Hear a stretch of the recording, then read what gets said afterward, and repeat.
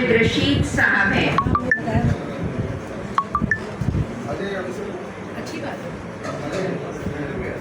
Chicago, हरीमेना और सुखनवर पंजाब के ज़ेर एहतमाम 50 ज़मीनी और ऑनलाइन आलमी मुशायरे हो चुके हैं।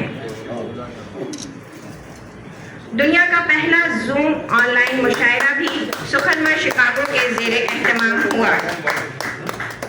पेशे के एतबार से इंजीनियर हैं और एक इंटरनेशनल मैन्युफैक्चरिंग कंपनी में जिम्मेदार ओहदे पर फाइज हैं। रास्ते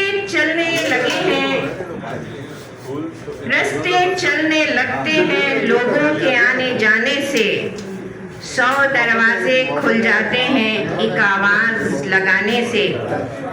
धीमा लहजा तन्हाई में सबसे ऊंचा बोलता है, बातें वक़्त खो देती हैं पैहम शोर मचाने से।